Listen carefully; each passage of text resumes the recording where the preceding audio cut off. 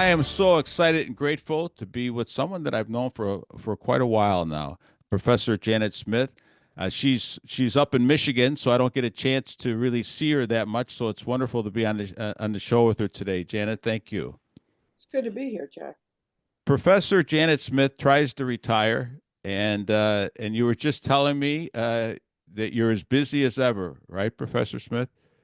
That's correct. You know, we have so many conversations with young people today, and there's a spark there, Janet. There's really a spark with them, especially the Gen Z men that we're meeting that actually started to vote differently this last election, and they're really sensing, and not all of them, that's for sure, not all of them, but many more than you think are really looking at faith again, looking at something. They need something solid, but they don't know quite what it is. And so while we unpack the different craziness that's going on in the world and in the church today, I just ask you to think about them a little bit in the back of your mind. That we're really speaking to these young people and saying, I wasn't brought into the faith. Maybe my family's dysfunctional. I've been addicted to pornography. I mean, all the stuff that's going on. And we're living in a dystopian novel. I don't think Orwell's 1984 or Huxley's A Brave New World has anything on the world today, Janet. So it's good to be with you. You've always been a clear voice for us, and the things that you say. Um, you speak to the heart, and you've got a beautiful heart too, but you also have knowledge of the church and this moral ethical place we need to be. And so thank you again for coming on and give us a little sense uh, of what you're seeing out there. We have the deep church, the deep state. We've got a lot of things going on. And I keep getting back in my mind to Bishop Fulton Sheen, who said that who's going to save the church? Not the bishops, not the priests, not the religious. It's up to you, the lay people. And I think that's why you're still working in your retirement, Janet, because he said we have to be the eyes, the ears, and be able to stand up against. And I always think, who am I to try to stand up against this crazy evil that's coming in? But God uses us, doesn't He? He uses us to do that. I want to take just a moment to acknowledge the sponsor for today's show, AIM Utility Advisors, owned and operated by the Lally family, who are local Catholic friends of ours and been supporters of our work for a long time. So let me ask you a question. Is your business prepared for the increased energy prices starting in June of 2025? AIM Utility Advisors is a family owned energy brokerage and consultancy company that's been helping small and medium businesses reduce energy costs for over 30 years. And they'll put together a straightforward savings plan tailored to your business needs. I was in business for most of my life. I used an energy consultant company, an energy brokerage company, because they knew that they knew the prices out there. They told me where I can find the best prices and where I could lock in the best prices. AIM operates without a quota, so you can request a no pressure cost analysis for free through their website, which is aimenergygroup.com. That's AIM, AIM, energygroup.com. See the show notes for my friend TJ Lally direct number and for more information. We'll get back to today's show. Yeah, thank you for those opening remarks. I mean, I will talk about the corruption in the church, but I love what you said about young men. Um, Mm, in the area in which I'm in, I don't know if it's true everywhere, but there are just the most wonderful young men who are getting married young, who are mm. in the trades, uh, very good businessmen, very hard workers, determined to raise their families well. And they're so involved in their church and in their parent fathering. Uh, it's dazzling, honestly. And I think It, I don't know, I don't, except for grace, except for the movement of the Holy Spirit, I don't know what is the source of this. That I think they were just sick and tired of yeah. being worthless, honestly, just being couch potatoes and playing video games and having the whole world look down on them and not knowing, in a sense, what women wanted from them. And I think they just decided to be men. And seeing strong, protective, providing men who have clear visions of what they want for their children in the world. It's one of the most exciting things of my old age, honestly. It Yes. is to see this happen. That's where my hope is.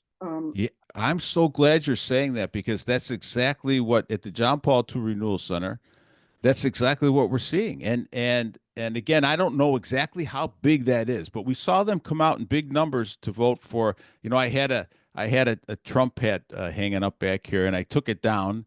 And because just for this, for the interviews, I usually take, sometimes I forget, but people will ask me, why do you have a Trump hat up there? And I'll say, he's not Jesus Christ, and we're not looking to him as God. But I'll tell you what, God has used all through history, hasn't he, Janet? People from all types, all walks of life, to come and protect his flock or to work with his flock and his people.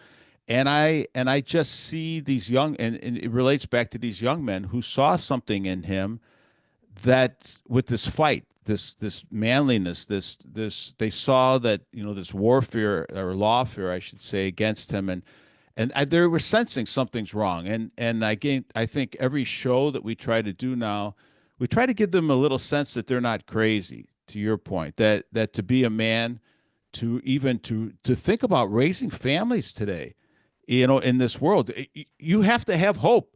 And we have a faith that has hope, even in the midst of this crazy corruption that we're going to be even alluding to today, because we have to expose it. But yet, in the midst of it, they're finding in prayer, they're finding in the sacraments, and when we speak to them, even if they haven't been catechized, they know something's wrong, Janet, and they're sensing that. And whenever we can bring some clarity to it, and I guess the last thing I'll think about, God in Spes comes up in my mind right now with, I think it's number 36. When God is forgotten, the creature itself grows unintelligible. And I think they see this. They see it. And they go, you know what? Maybe this God, the story of Jesus Christ, maybe it's real. And I'm poking into it because when we took him out, good things did not happen to the world, did they?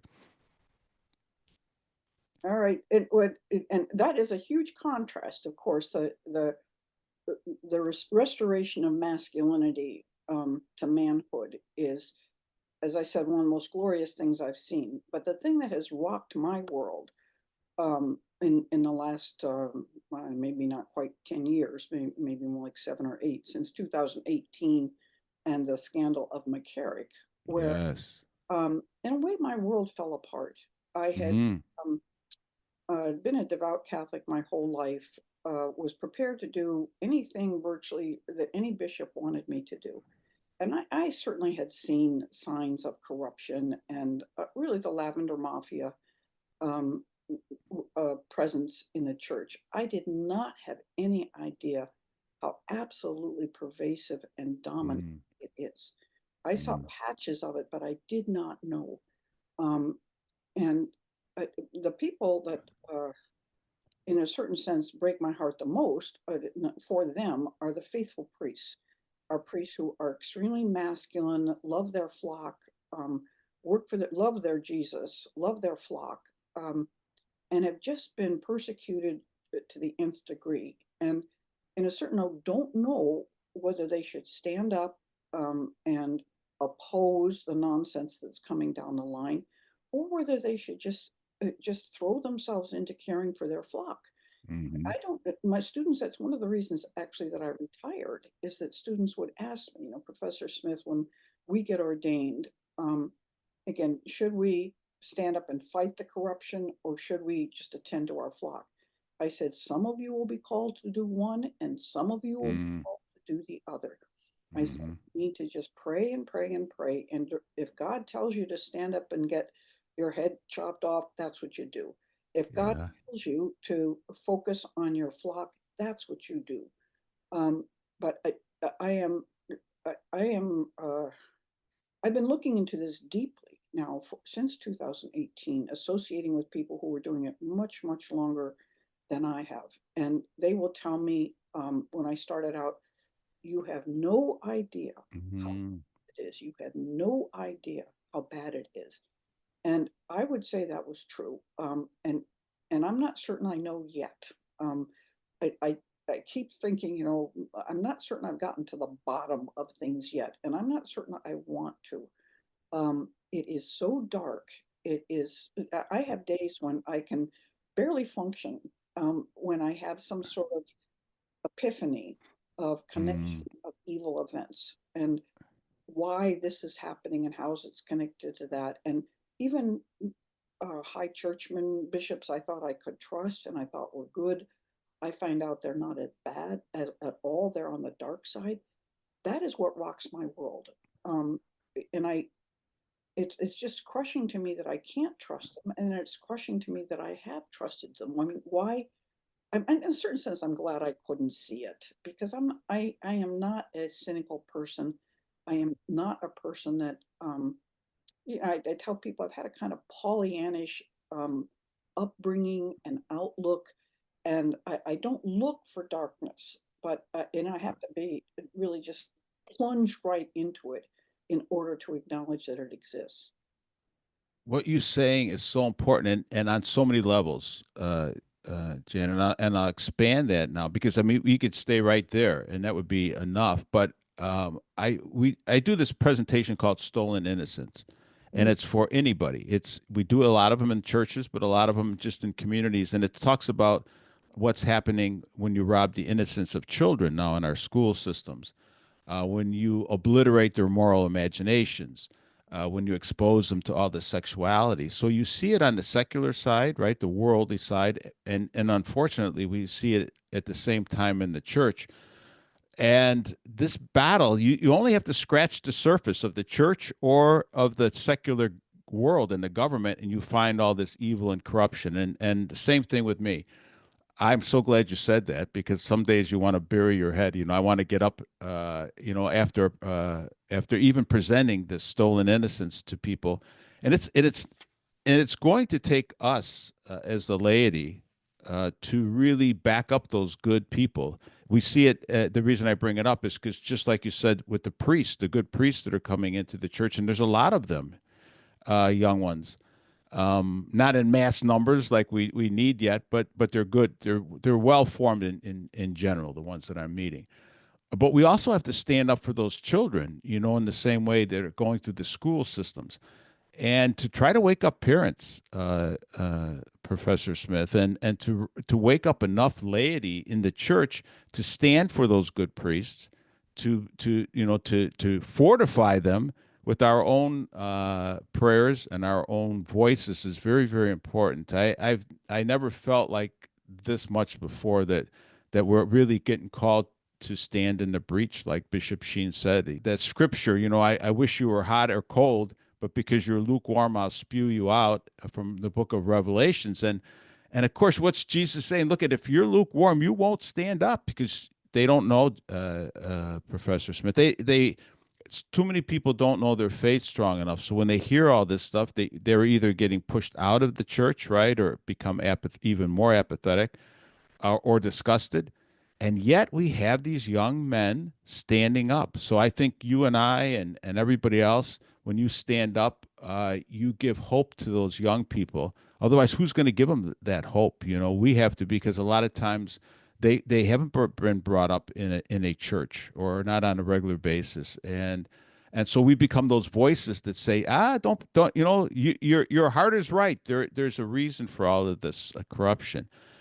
And so it gets me into, you had this experience in traveling to DC. I watched you mm. on video and in the news there, and I said, "There's Professor Smith. She's not retired. She's standing in DC." Uh, can you tell us how you got there? And was it Rachel Mastrogiacomo? Such a beautiful young lady, and the pictures I saw of her, she was actually smiling through all of this, and she must have been very grateful to have a voice like yours with her. I just can't imagine the gift that you brought her and to the rest of us that witnessed you stand up. So I'd love you to talk about that a little bit.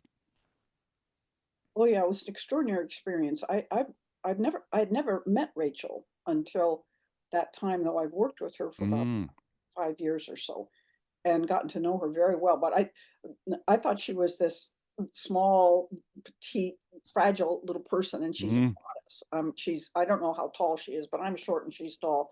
And again, she's gorgeous. And she did smile a lot, but she cried a lot too. I bet you.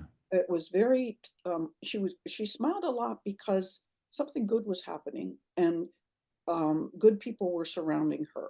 And she was at a point, I mean, she was standing up for herself and even more for all the other women who and men who have been victims, and trying to give them hope and confronting Cardinal McElroy and the other bishops and cardinals who have basically covered up for the evil that's in the church. Virtually every one of them. That no one has spoken out. And I couldn't see it. I mean, who wants to be the priest the bishop that wants to say, well, there's a lot of Satanism in the church? Mm. What happened to that man? What happened to Strickland? And they'll just be dismissed from the church, and so they have to weigh all these things. But um, so we were there to give witness, and what was wonderful is that there. And don't and tell us a little bit about her background quickly too, will you? Yes, Rachel's a very pure, beautiful, devout Catholic woman who went to Rome, she said, either to find her vocation or a husband. All right. Mm, And she was seeking good spiritual direction from young priests. They had quite a social group of young people that were just on fire with love for the Lord. And one of them, uh, who got ordained in the period of time they knew each other, was a Jacob Bertrand, um, Father Jacob Bertrand at the time. And it turns out that he just did the most manipulative grooming of Rachel that anybody could imagine. mm. And it honestly could, as you said, what was your group you called Loss of Innocence? Yeah, stolen innocence. Stolen innocence, right. I mean, a Satanist wants the most virginal Mm. person he can get because that's what the devil wants, right? That's why they pick on children, right? The most innocent, pure. The Yes, same thing, exactly. exactly the same thing. Jesus was an innocent lamb, and Mm. Rachel's name actually means lamb, all right? So Oh, wow. uh, Was she there for school at that point? she She was was. studying. She So was she's from the United States, went to to, Rome for, to study, right? yeah. Educated Franciscan University, truly a devout Catholic. Oh, wow. And he managed just completely get kind of mind control over her, and uh, perform some uh, richly satanic acts in the context of the mass. Now, once she got out of his grip, she kind of just put it behind her. But something happened in her life that brought her all rushing forward. And finally, she came forward to a sex abuse advocate for the diocese, uh, a diocese in North Carolina, and told her story to the advocate there, who believed everything she said, and sent it to San Diego, where Bertrand was a priest. And um, Wow. the I think it was the Vicar General of Clergy showed this report to Bertrand, Father Jacob Bertrand, and he admitted there was truth in it. I'm sure he didn't admit to everything, but he said, yes, there's truth in this. And they sent him off for treatment. But then when he came back, And he actually did he sexually abuse her? I mean, is that something we can talk about an ear or no? I don't want to get into the Okay. details, Yes. but it's very complicated. But Okay. he was convicted of Mm. um, Wow. what I'm sorry, I can't get it just right, but it was a third degree crime of sexual misconduct, which was a felony.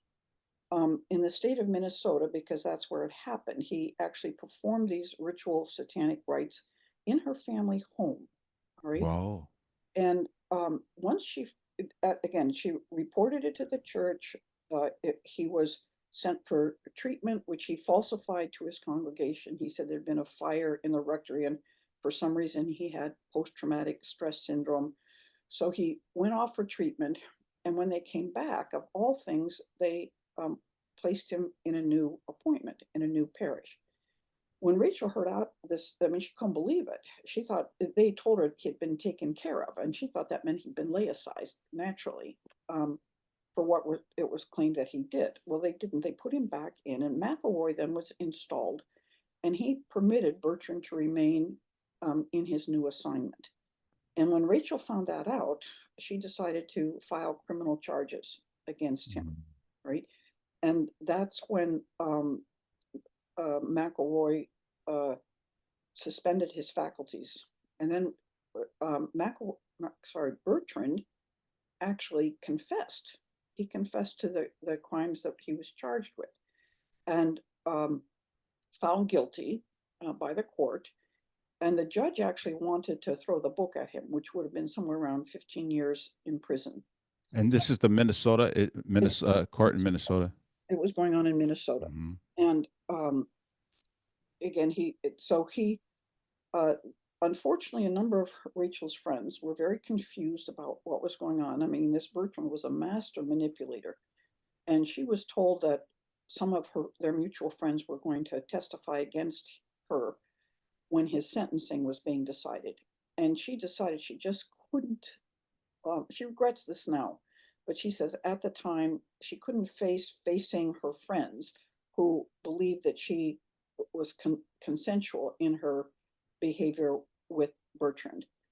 And so she agreed to a plea agreement where he was given 10 years of probation. The judge was very disappointed at that because the judge believed he deserved the maximum jail time that could be given. So at any rate, he was defrocked, he was laicized, and Rachel has tried to go on with her life, which she has magnificently. But McElroy never contacted her, never spoke with her, never acknowledged what went on. And as most people know who work with victims, it's true that it's the betrayal of a bishop, the refusal of a bishop to acknowledge what happened is as violative as the abuse. Most victims have some sympathy for their predators, saying they must have been treated horribly themselves to be able to have come to this point, to be able to do what they did. So there's an odd kind of understanding that this evil person must have had something horrible happen to them to enable them to do what they did to me. But they look at a bishop as a father, and of course, as a representative of the church and a representative of God.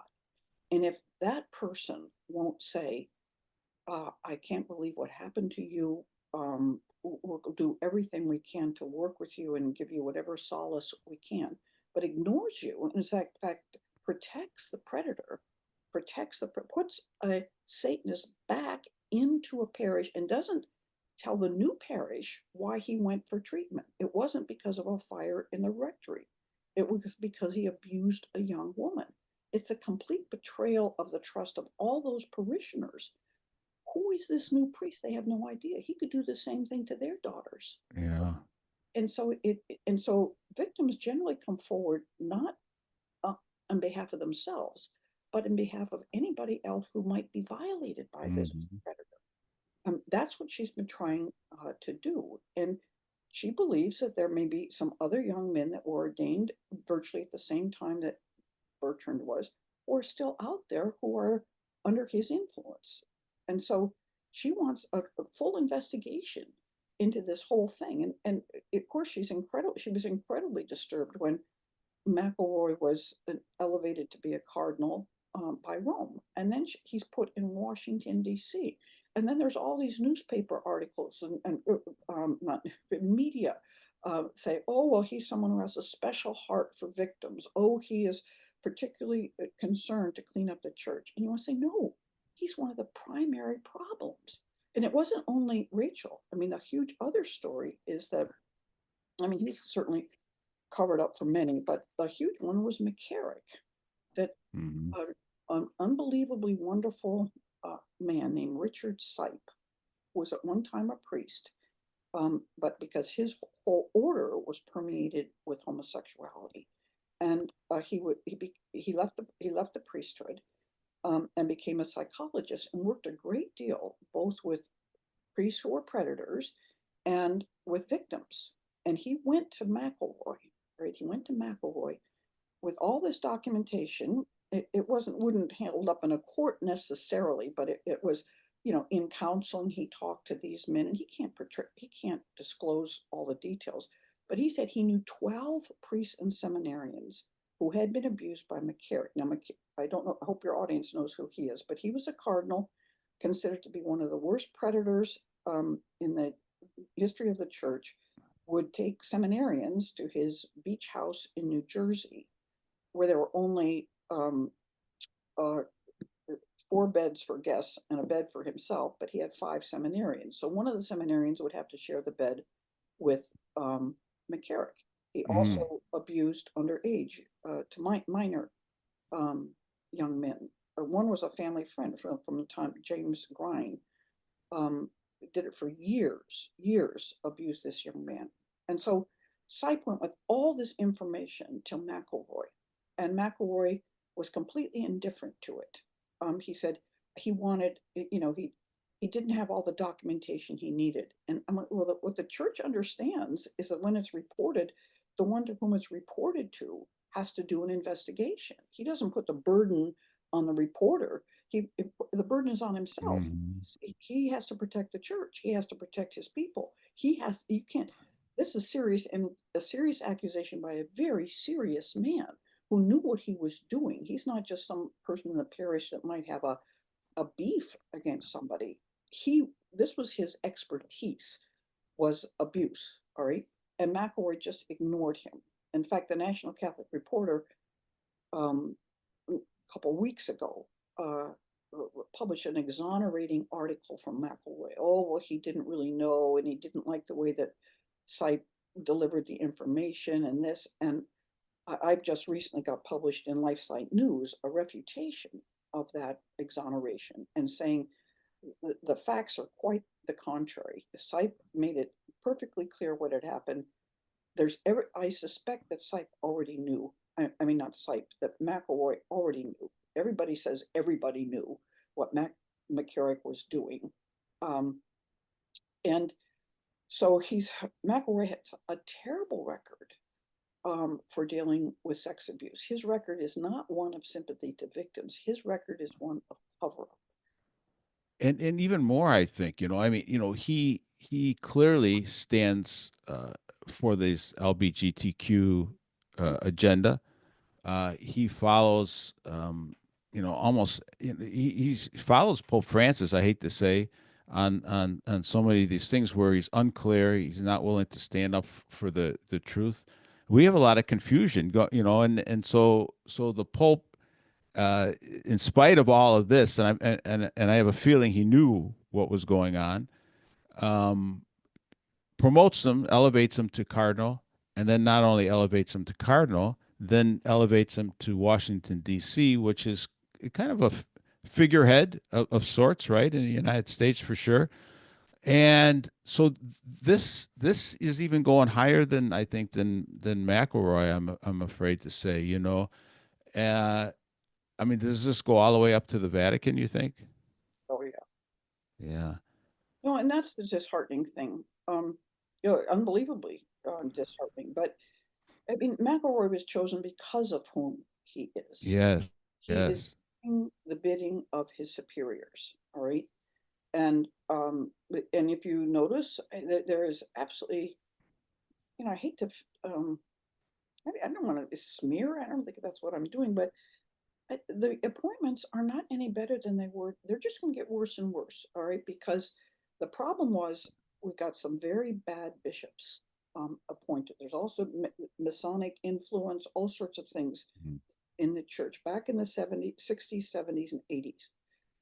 Those bishops appoint the next round of bishops, Mhm. and the next round of bishops appoint the next round of bishops. So it's not that it gets better and better, it gets worse and worse. All right, more people keep telling me, well, the church is dealing with it better. I said, are you looking at the appointments? Do you see Yeah. or do you see who they appoint? I said, yes, we're getting some good young priests, but I'm sorry to say, I'm not convinced this is in spite of the institutional church. These young men that are coming in that are good because they've been raised well. They've been come out from unbelievably wonderful households. Hmm. They know not to trust the seminary anymore. They know to look out. They're not going to be seduced. And they weren't for many years. They were told that if you wanted to stay in the seminary, you had to satisfy this priest or whatever. It was unbelievable. Well, they know now. They go in now and they say, no, that's not going to happen. And a priest I've known for many years, a man named Father Tim Ferguson, he just posted on my Facebook page a testimony of his road to the priesthood, which was just filled with rejection all the way along because he was too faithful a Catholic. And they did not want someone as faithful as he was in the seminary. And I'm sure he'll tell us much more about homosexual predation that he witnessed. So these priests, I said, not just the young priests, but some of the older priests who we cannot imagine what they had to endure Yes. in order Yes. to become ordained and what they endure now. They are, I mean, for a good priest, there's no such thing as an unattractive assignment. For a good priest, any assignment is a good assignment. They're representing Jesus, but they're being just worn to death. They're given so many jobs that they hope, I think they fall over from exhaustion. No, that's exactly right. The better the priests are, you just see them get worn out. I see friends of mine that are good priests, Janet, to your point. I know this personally because I had a brother. I'm the oldest of five boys, and the fourth one down, his name was Danny, was sexually abused in the church. We didn't know that from the time he was about 9 to 11 or 12 years old. But he's this, this incredible personality, good looking guy, very smart, and yet he kept getting into drugs. And then it came out on his deathbed as he was dying. He got into a homosexual lifestyle later on. And at the age of 24, 25, he contracted AIDS. And then as he was dying, believe it or not, he brought me back into the church. I came back into the church on his deathbed. So this is how God can work. And I think, it's amazing. So here he's abused in the church. He becomes the only one of the five of us that comes back into the church as he's dying, right? I mean, there's something about, man, this is the end, and comes back in, receives the sacraments, is going and brings us back into the church. The other thing is, I had another brother that was in the seminary, and he experienced what you're talking about, so he left. Mhm. I you can't make this stuff up. And so here's a question I have for you. Is this because I get this feeling from Fulton Sheen, from reading him, from John Paul II, of course, spoke about this a lot, that this was in divine providence. That as we get closer, I'm not going. We don't predict the end times, right? I mean, that's a Catholic's not supposed to do that, and we get it. But Fulton Sheen and John Paul II, and among many others, had a real inclination that we were nearing something big is coming down, right? And John Paul II was very clear about this. And so he said this plan is within divine providence, right? To expose all this evil is really coming up. I think what we're talking about, and the reason we have hope yet, is because it is being exposed. And in a way, I like this. I don't like the evil, right? We don't like the evil. I don't like the victims. I don't like the people being hurt. But in a way, it says, all right, it's out there. Pick a side. That's why I get back to that. Either be hot or cold, but the lukewarm, right? I'm going to spew you out, and you see these really two sides, right? Kind of the wheat and the weeds growing together, and something as big is happening, and I just want to get your take on that. I mean, do you sense that this is, look, there's always been sin, we know that, right? Cain killed his brother Abel right away in Genesis. But to your point, I mean, we could never have imagined that the world itself, the world we would call, and the church itself could be this corrupt all at once. It's like a stew, And yet, these young priests that you're talking about, and these young men that you and I are talking about, and women too. There are women too in there that are standing up and saying, "No, something's wrong, and I'm choosing God." I mean, can you imagine being a seminarian and seeing all this corruption and still saying, "Yes, I'm going to be a priest"? This is a spirit moving within them. How else would you how else would you say, Janet, you're going to be a go into religious life right now? You can see the church is totally corrupt in the top. Blah blah blah blah blah. Yeah, well, that I saw it for myself in the seminary back in 2000. That's right. You were working in this. I You're a professor in the seminary. the whole pedophilia uh, Mm, exposure in the early 2000s, the movie Spotlight, which people should still mm, watch. It's as true as can be. mm. I remember I was sure it was just a smear of the church. And when I watched it and I started to put things together, I said, "Oh, this is true.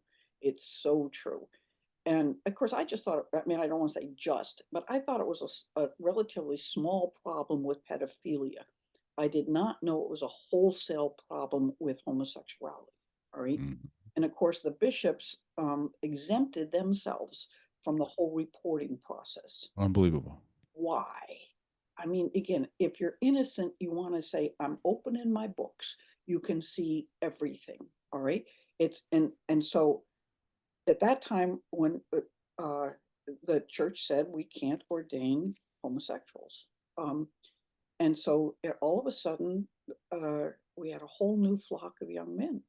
We had very masculine men who had not been permitted to be accepted before. They were considered to be rigid, again, Yes. and opposed, of course, to LGBTQ agenda. I mean, men were always telling me, they were asked by the psychologist, "Would you accept women priests?" And if they said no, this was a big black mark against them. "Are you comfortable with homosexuality?" Black mark. If they said no, Mm. serious sin. Right. So all of a sudden we're getting all these masculine men, and it was almost palpable that there was a different atmosphere at the seminary. And when I would talk about what was going on at that time, you had a sense. I mean, really, their masculine chests just puffed up, and they would just say, "Not on my watch, See that? not Yeah. my watch." Now, I think there's been a somewhat decline over the years a bit, again, with the Holy Father being so receptive to the homosexual agenda. But I think more and more homosexual men are not going into the priesthood, partly because I think for decades it was because it was a good place to hide. You don't need to hide anymore.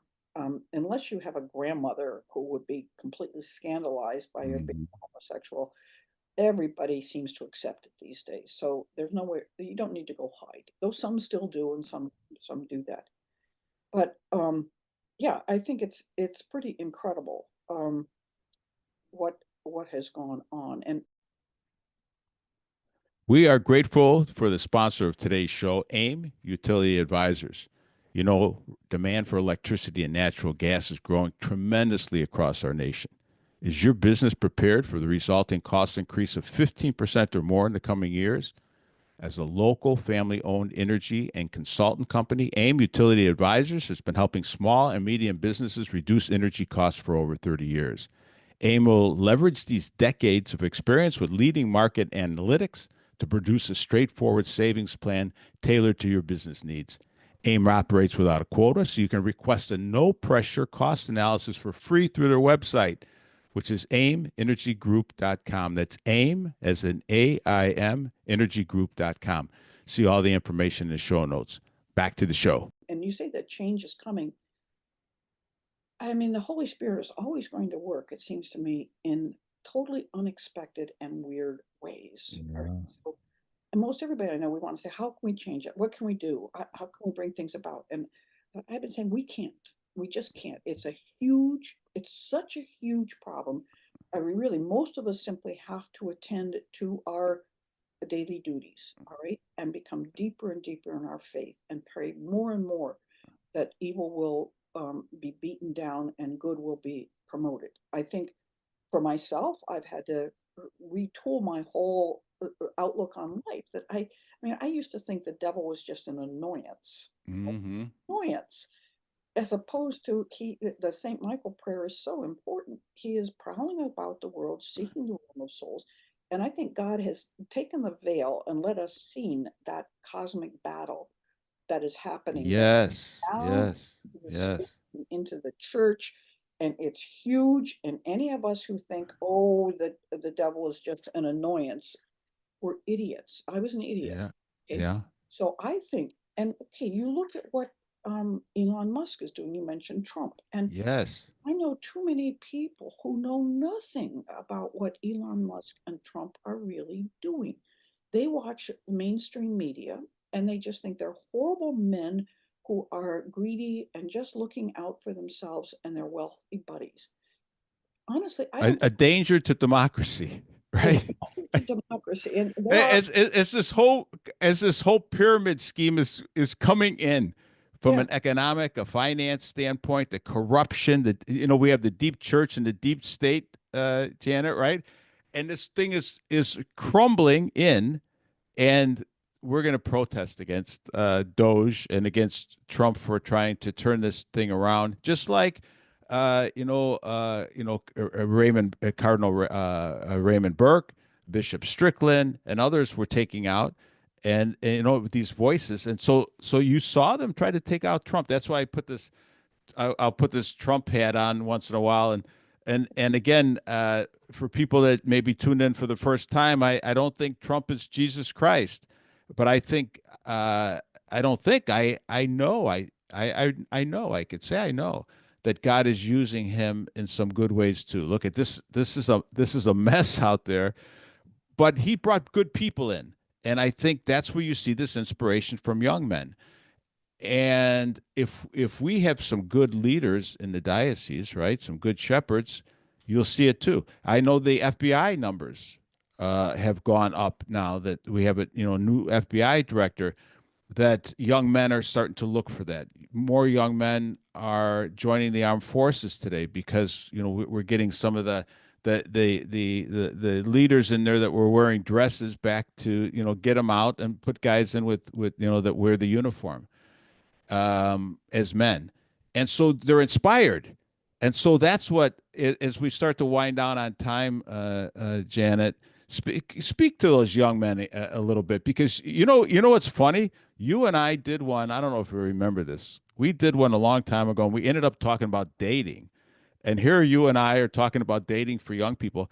That thing went viral, hmm, and you wonder why, right? Because they want to hear the truth, because young people still have their antenna. They haven't been totally corrupted. If they haven't been totally corrupted, and this is what stolen innocence is all about, they're certainly trying to corrupt them. So these men that we're talking about and these priests that you're talking about that say not on my watch, they live through the most toxic culture possible, and yet, boom, they're inspired. This shows that the human heart goes beyond this biological thing. There's something within us that says no. I want the truth. And, I want authentic love. And so that's why shows like this I get excited about, Janet, because you know how to speak to them, because you speak the truth and you speak what authentic love is, and it's not brain surgery. It's not easy, but it's not brain surgery. yeah, yeah. As I said, I'm very encouraged. I think you mentioned young women. I never want to leave them out. Um, Mm. the women I know that are have just turned themselves into wives and mothers with almost no models. All right, their mothers were feminists. Their mothers are maybe divorced, got lost, had abortions, all sorts of things. And the support that these young women find for each other online is unbelievable. Mm. The households that they're building to make a good home for their husband and their children, and are living selfish, sacrificial, and fulfilling lives. All right. Yeah. They have discovered that sacrifice and love go together, and happiness go together. Those are together. I did want to say one thing, and this is so important to what is that the state is cleaning up the church. All right. This is where I say the Holy Spirit is surprising us in many ways. Elon Musk has found the most incredible corruption Yes. in the use of governmental funds by Catholic charities, US aid, etc. Too many people don't know this, all right? The church was getting for its charitable activities something like 85% of its funds from the government, billions of dollars, all right? Which is our money, Which is right? Yeah, right, we're funding all this stuff. funding all this. And they're basically saying we believe that this has been used for corrupt purposes. For instance, there's something, some people say 350, it seems it's much closer to 500,000 young people have gone missing who were part of immigration. And Mm. that gone missing, yeah, maybe some are with family, but how many of them are with predators, are being trafficked, are actually becoming slaves in some industries, all right? Yeah. The Catholic Church and the Lutheran Church and the Jewish people that are in charities are all complicit in this, are very much complicit. The US government has issued reports and they've said, we don't know where they've gone. We've gone to some of the neighborhoods where they're left off. It's at a hotel with no plumbing and there's drugs and crime everywhere. Can That's you all. imagine when you're describing this? And I think sometimes if we don't pause to think, these are innocent young children, and this is why, we have to stand up for them, Janet. We have to say no, not on our watch. A lot of this is just going to take prayer or whatever. But then, in Romans 10:10, if you believe in Christ and He's resurrected, you're justified in your heart. But then you have to confess with your lips, and then you are saved. And so the beauty of you speaking out and traveling with Rachel is that you're not only have it in your heart, you're confessing with your lips, and you are saved. If you think about it, it's a win-win situation. In the middle of this chaos, you got involved in a win situation. You're there to support the victim, and you're there to proclaim the truth. And this is all God can ask of someone, right?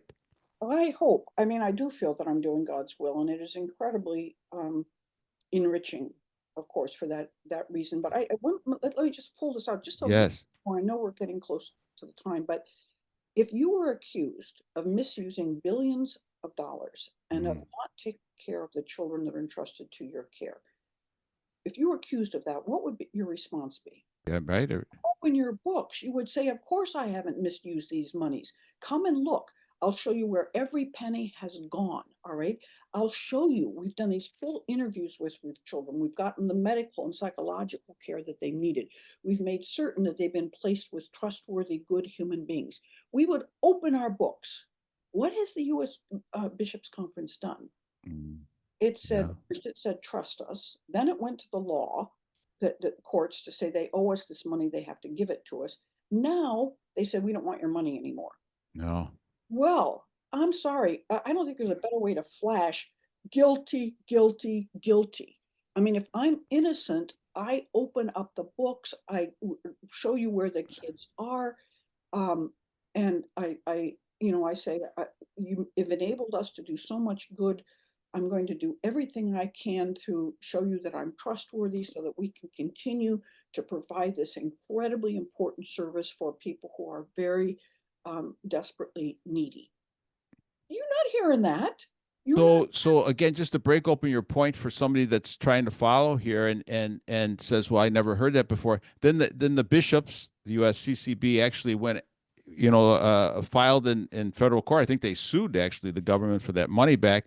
And then when we find out we have some new people in the FBI and in Department of Homeland Security and blah blah blah. So you have all these new people who may actually try to investigate you. Like you said, they backed off, right, and said, "No, we're good. We're good over here now," right? Yeah, well, they're turning down all the money. They're saying, we're not going to ask for any more money. Well, in one sense, I think that's good. I mean, I think the church has to Yes. be brought to its knees. I mean, Pope Benedict said at some point there's going to be a remnant. And it seems to me we're getting close to it. That looks like it might be on the horizon, where I think I'm hoping that when they offer another bad man an appointment to be a bishop, they'll say, I don't want this. It's Yeah. too much trouble. People hate me, etc. And I'm hoping the only one who will take that invitation is a good man who says, I don't want to be a bishop for anything. this is a mess. People hate me. The church is impoverished, etc. I hope that man says, but God wants me to do it.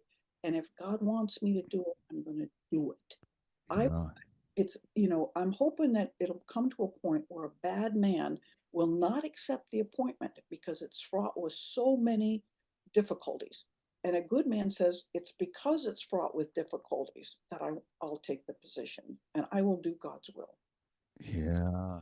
Well, we're seeing that again in the government. And the reason I see this together is I see this as one big battle in a way. I remember, when Pope Francis was just pushing these open borders on everybody, and we're actually seeing the decline uh, of Europe very quickly now. In the UK, they're arresting people for praying. Yeah. I mean, it's silent prayer now. In Australia, I don't know if you followed this, Janet, but in Australia, they just put that law in that if you don't affirm your child as trans or their pronouns, you can be arrested up to 5 years as a parent. In Colorado right now, I have family in Colorado, and they're pushing through not only the most incredible abortion policies, but the same thing. If you don't affirm your child with their affirming care that with using again pronouns, even to the point of bringing them in for puberty blockers, your child can be taken from you, and you think, no, that's impossible, right? No, it's not impossible. And in Illinois, we have the same thing here in Illinois. We have a homeschooling act right now where they just want to take them all under your reins because they're out of step with us. And so Hmm. this all gets back to this stolen innocence again. There was a parade that I remember a year or two ago, and the chant was, "We're here, we're queer, and we're coming for your children." Oh my gosh. And at first I thought, well, that's just a slogan they're saying. But then when you pay attention, you find out that's happening in the church and in the world all over. Um, it's really something what we're seeing right now. And again, these voices, how do we wake people up? I think that's the biggest thing, Janet, because I know when I give presentations about this stuff in churches, it's the grandparents, Hmm. it's some young people, it's some young families, but the majority of parents will not come. They still aren't going to take the time to see what's going on in their own schools with their own kids, to see that they shouldn't be giving those phones to those kids at such an early age. They don't want to hear about it. And so this, I think, is back to your point where we're going to get smaller before we get bigger, just because there's too much apathy. You have that 20% that are really, really evil, percent that are hot for Jesus Christ, right? And trying to push back. But then you have this whole middle section that seems too apathetic. Do you see that? Oh no, it's absolutely true. And it's crushing because of course every parent wants what's best for their children. Yeah. And unfortunately, there are those who let the culture educate them or miseducate them on what's good for their children, as opposed to just really saying, as I think many of these young men and women are doing, is saying, ultimately, I'm accountable. Mm, I'm accountable for what happens with my children. And I cannot be so foolish as to think that I mean, a lot of people learned during COVID what nonsense their kids were getting in school. They would get on the Zoom sessions with hmm the teachers and say, what? And that homeschooling just skyrocketed at that time because parents said, I don't want my kids to be taught this. I'm going to teach them what is right. And it continues to grow. Homeschooling and the Chesterton schools, the classical academies, it doesn't have to be homeschooling, but you have to have a school that is completely committed to, it's one of my friends was a superintendent of schools, and she would just walk up and down the halls and she'd say to the kids, now why is it that you're getting a Catholic education? And their response was supposed to be, because I want to be a saint. mm, And that has to be what every parent wants for their children, not to get into Harvard, not to get into Yale, not to get a top job, but to be a saint. And of course you can't make saints unless you're trying to be a saint. Um, and so that's what we all have to do. Not all of us have to clean up the church or clean up the government. But those who are parents have to have their primary focus on their souls, the souls of their children. Yes, it's really true, huh? We have to help one another get to heaven. I remember you telling me just in this last minute here, Janet. I remember you telling me this was a couple of years ago at least, and saying, "I've been praying more. I've been praying more," and I took that to heart too, and really made a serious effort the last few years to really spend even more and more time in prayer. And sometimes in the beginning, it felt a little unproductive, right, for guys like me that run around and just try to do stuff. And now I really balance that. I really balance it, and I just say, "Hey, this is way too big for me."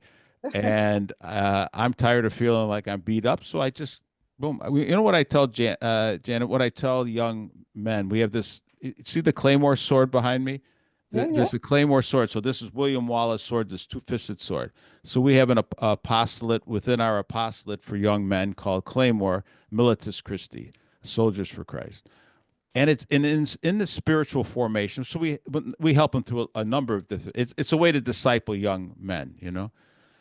And I tell them the first thing in the morning, fall to your knees before you look at that phone. And then kneel with our Blessed Mother and just say, "Be it done to me according to your word." Just open your heart, let it be done. And I said the second thing to remember is temptation's not a sin. You're going to be availed. I mean, these temptations are going to be brutal in today's time. But if you use it as an invitation to prayer and always just open those temptations right away before the devil has a chance to come at you, you'll be praying all day.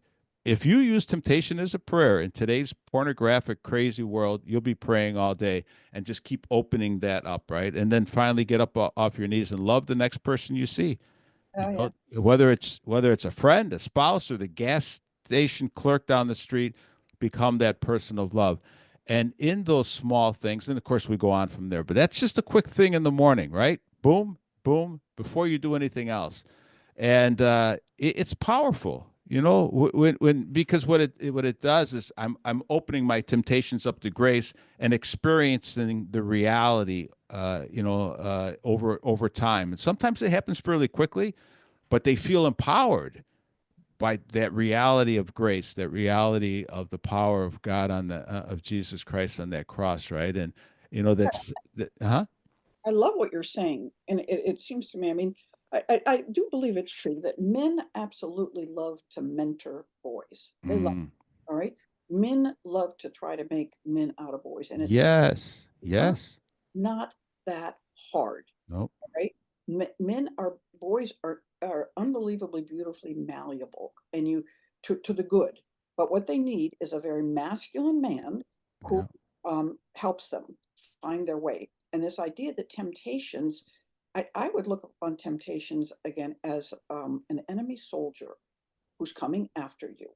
And you shouldn't be ashamed that an enemy soldier is coming at you. Yes. There, he's sending his soldiers after you. His soldiers Yes. are temptations. And so don't say, oh, I must be a horrible person because I have this temptation.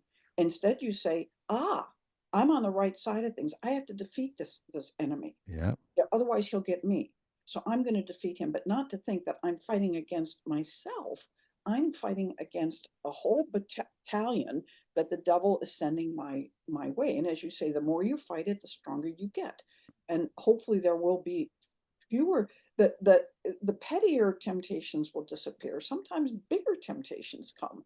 They're no longer going to send their little foot soldiers. No, they won't. They're Once you stand, like GK would say, once you stand up against that current, that's when you feel the current, right? It's easy to swim downstream, huh? But those yeah, bad guy. And again, you probably will be able to defeat it, but it's sneaky things like ego. It's sneaky things like presumption. I can handle this because I don't have to pray today because I prayed tomorrow, mm, prayed yesterday, etc. yes, And you start getting all this sort of like you know feeling big about yourself instead of always feeling small and always fighting a huge battle.